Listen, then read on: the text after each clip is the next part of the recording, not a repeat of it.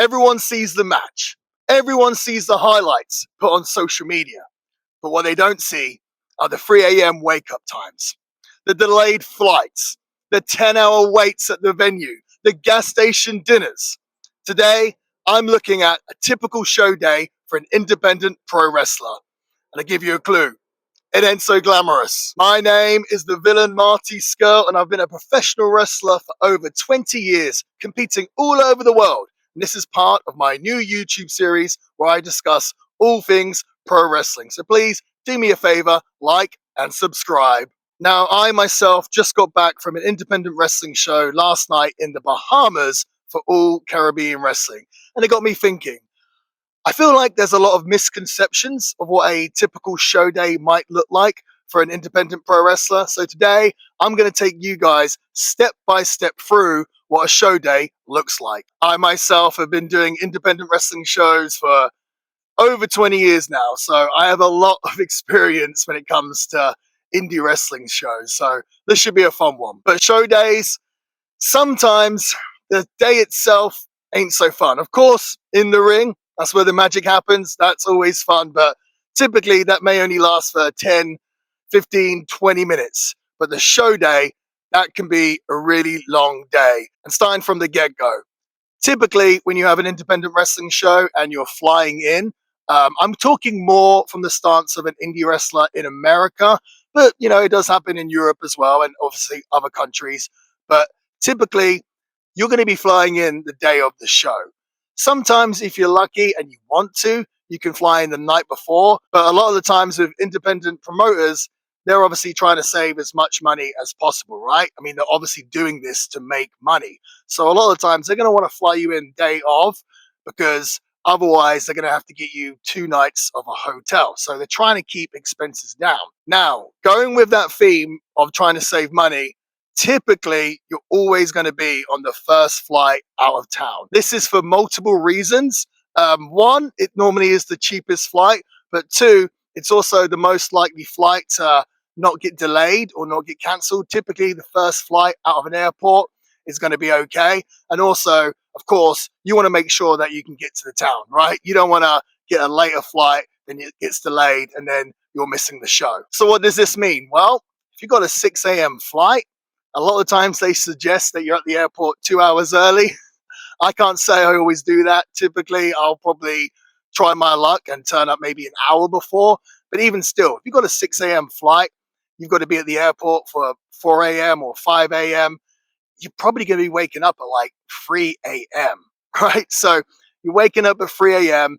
You've got to get your stuff together. You've got to shower, all that stuff. And then you've got to make your way to the airport. So you're already starting this long day, very tired. There's been multiple times where I'm just walking through the airport like a zombie, right? Especially if you're a wrestler who is nervous or if you're excited for the show, you might struggle to sleep the night before. You might not get to sleep till past midnight. Then you're waking up at 3 a.m. and you've got to be on, right? You've got to remember all your stuff. You've got to make sure all your bags are packed before you head to the airport. Once you get to the airport, I mean, I'm sure you people know, airports aren't the most, how do I put it? Not the most relaxing places. In fact, they can often be pretty stressful. You've got to go through security. You've got to check into your flight.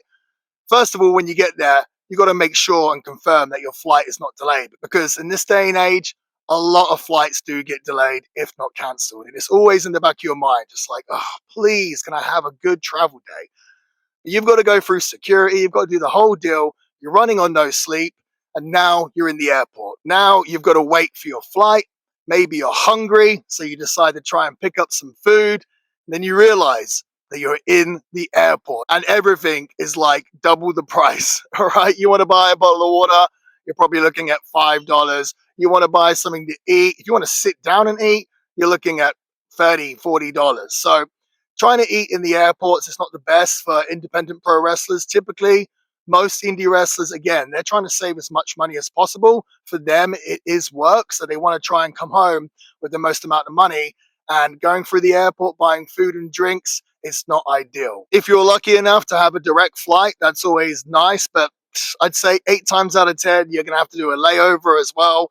And that can often be stressful as well, especially if it's a tight connection. So then you're doing your layover, you're tired as hell, you're walking through the airport like a zombie. I can't tell you how many times I've just walked through an airport feeling like a zombie, trying to find my gate. So, what happens when you arrive in the city where the show's at?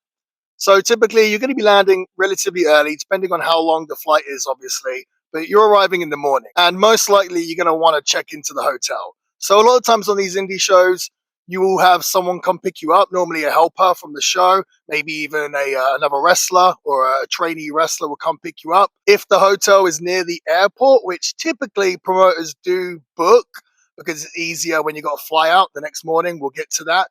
Sometimes you can take a shuttle or you get yourself an Uber to the hotel. Here's where the problem lies. Because when you get to the hotel, let's say it's 10 a.m., maybe it's midday, you got to check in. Well, guess what? You can't check in till 3 or 4 o'clock, right? So then you're like, oh, what am I going to do? You're super tired. You've been up since 3 a.m. All you want to do is lay down for a few hours, get a few hour nap, but you can't check into your room. More recently, I have seen hotels that charge for an early check-in. And again, if you're an indie wrestler, you want to save as much money as possible. And sometimes these early check-ins are $40, $50. I've paid it before because for me, it was worth it just to get some rest. But yeah, a lot of times you don't want to pay that. So then you're either laying around the hotel in the lobby. Maybe you can try and sneak in a cheeky nap on the couches there. But yeah, it's not a great situation. So maybe you decide you want to get a workout in, you try and get yourself to a gym, but a lot of the times you won't have a car, okay? The promoter might not want to pay for a rental car, it's another expense. But if you're lucky enough to find a gym, you can go there, but then guess what? A day pass is going to cost you anything between $20, $30. I've seen some gyms even ask for $40 for a day pass, right? So again, all comes down to the mighty dollar. You're thinking, do I want to pay this much money to get a workout in? Sometimes the hotels will have gyms. In fact, in America, most hotels do have gyms, but they're not really that exciting. There's not often that much in there. So you can get like a little workout in, a little pump, maybe some cardio. I've done that many of times, but yeah, don't expect a Gold's Gym or anything. Across all independent wrestling shows, the call time is going to be different. The call time, obviously, is the time you're supposed to get there at the arena, at the venue. Some promoters, they don't mind if you don't get there till like a few hours before the show. Some promoters are going to want you there sort of really early, maybe as early as midday. I've had call times as early as 10 a.m. So you're at the venue. You have hours to kill, right? I feel like some fans may think that wrestlers are going to spend hours and hours putting their matches together. And in some cases, that may happen. But typically, if you've got some experience and you feel like you know what you're doing, it really doesn't take that long to put a match together. I'm kind of peeling back the curtains here, but it really doesn't. For someone as experienced as myself, you may be talking 10, 20 minutes, okay? But you're there hours and hours before. So what do? Well, I guess there's a lot of sitting on your phone, scrolling through social media. Of course, you're catching up with everyone. You're trading road stories, maybe, and discussing the latest events in pro wrestling with the other wrestlers and the promoter. But another big part of being an independent pro wrestler is the merchandise, the merch table, okay? This is a really, really big deal for an independent pro wrestler. Because I'll be honest with you, most indie wrestlers aren't making loads of money, okay? They certainly aren't making WWE money or AEW money. Of course, I didn't need to tell you that. But the merch table is a place where an indie wrestler or any wrestler, even if a wrestler is getting paid really well, they're still going to want to be at the merchandise table because this is where you can really make some money. This is where a wrestler can sell 8x10s, t-shirts, hats. I'm selling bandanas at the moment, stickers, badges, pins, all that good stuff. And a lot of the times, an indie wrestler, they want to have a great match, not just for the sake of having a great match, but they want the audience to enjoy them so much that maybe the fan will show their appreciation by picking something up from the merch table. And it really goes a long way. Even if a wrestler, an indie wrestler, makes $20, $30 at the merch table. That will pay for their dinner for the evening. So it goes a long way. And a lot of the times, a wrestler can make more money from the merch table than they're getting paid that night, that evening. So the merch table is like a really important part for an independent pro wrestler. The good news is if you have got to the venue early, then you get like first choice or at least second choice of merch table space. But also often the prime real estate for merch tables will be saved for the veterans and the bigger stars. This is just all part of paying your dues in pro wrestling. But yeah, if you get there early, you can set up your merchandise and you don't have to worry about it. Sometimes I've got to a show late and there's no table space left at all. And you're looking around the venue trying to find a table and yeah, there's nothing left. So what do? Well, I've seen many times wrestlers selling their merchandise on the ring apron.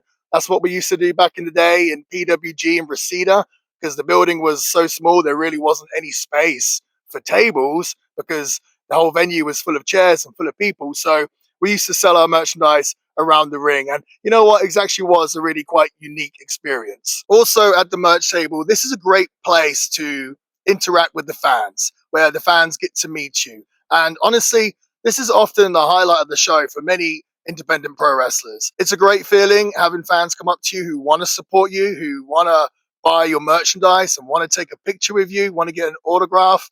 And it's often a really great feeling having these fans tell you how much they enjoy your work, tell you that, oh, I've been watching you since whenever. It's a really great part of the day. One of the highlights, other than like in the ring, obviously, wrestlers love to perform. The time at the merch table is a really, really great point of the day for any indie wrestler. But as an indie wrestler, you're balancing being a performer and a salesman at the same time. And on your mind, you're thinking about the merch, you're thinking about the match, you're thinking about your flight the next morning. The sun is killing me today, by the way. I'm really sorry. I like doing these videos outside.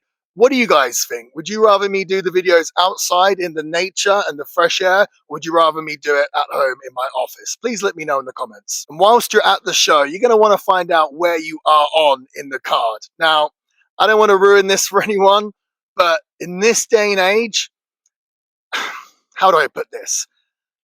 A lot of wrestlers might not actually want to be in the main event. Why?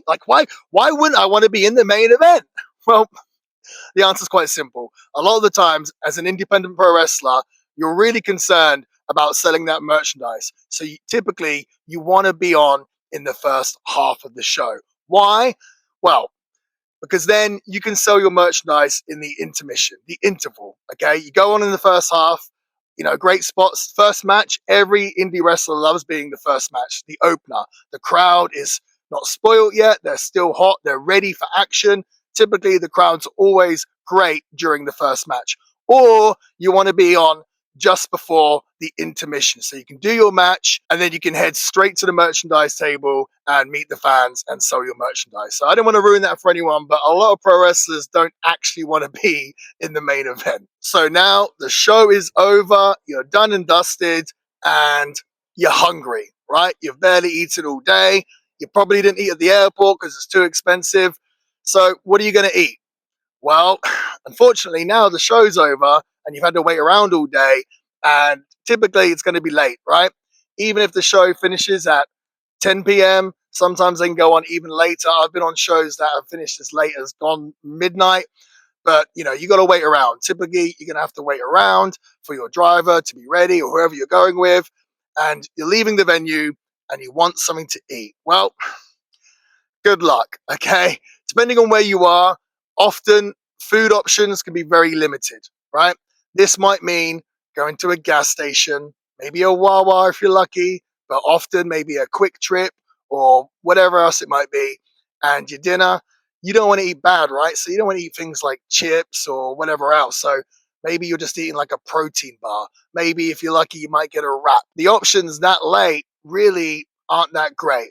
And if you're not going to a gas station, you're kind of praying that a fast food place might be open, right? And obviously that's not ideal either, right? Me eating McDonald's or something like that late, it's not ideal. But when you've been like working all day and you're just so hungry, you're just so grateful to get anything, ideally warm, right?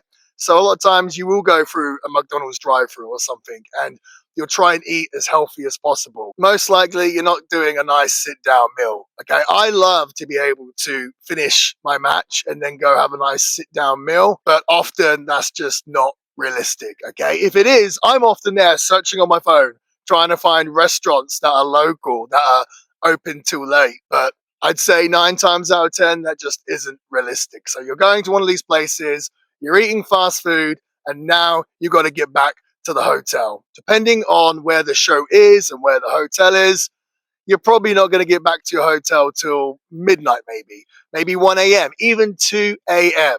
And guess what? Your flight the next day to either get you home or get you to the next city for the next show, that's at 6 a.m. as well, right? So sometimes you're getting back to your room at 1 a.m. and you're like, oh, I need to wake up at 3:30 a.m. to get my flight. And guess what? You try and lay down and you try and sleep, but typically you're so amped up from wrestling and the adrenaline, and you're so buzzed from performing that night that you can't sleep. And also, before you wrestled, you drank an energy drink or you drank a coffee, so you had that energy because you're already tired from the long day and the early start. So you have an energy drink to try and pick yourself up for the match, and you had that energy drink at 8 p.m., 9 p.m. You're trying to sleep at 1 a.m. You ain't able to, right? You can't sleep at all. So a lot of these times, you're lucky to get maybe 30 minutes, an hour's sleep. If I can get 2 hours sleep on these weekends, like that's a good night for me. You finally manage to close your eyes and get into a sleep, and then next thing you know, the alarm goes off. The 4 a.m. alarm goes off, and it feels like you haven't slept at all, right? The amount of times my alarm has gone off, and often you don't know where you are, right? You're like, where am I? Like, it's kind of, you're delirious sometimes, and then you remember, oh, that's my alarm. I need to get up and I need to travel to the airport and I need to do it now or I'm going to miss my flight.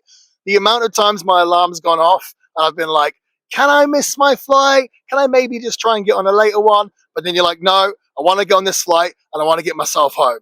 Or I want to get myself to the next show. You basically live in a loop of airports, hotels, venues, and gas stations, right? It really isn't that glamorous. People might think that the indie grind is like all glory and spotlight, but realistically, it's actually a lot of waiting around, a lot of traveling, and a lot of hustling. But I will say this, at the end of the day, for that 10 or 20 minutes in the ring, somehow it's all worth it. We as wrestlers are able to live our dreams. Most wrestlers have been wrestling fans since they were young and have always wanted to be a pro wrestler, so they wouldn't have it any other way. Often, when things like delays happen or the airline loses your bag and just the other stressful events that can happen in a travel day for an indie wrestler, it can really get to you. But then you have to remember, it's like, okay, I could be doing this, living my dream, or I could be doing a job that I hate, right? So at the end of the day, it's all worthwhile. We do this because we love it. It's that simple. We love to perform. We love to be pro wrestlers, and a lot of people wouldn't have it any other way. I would love to know your thoughts on this video. Was the typical show day for an indie wrestler what you expected?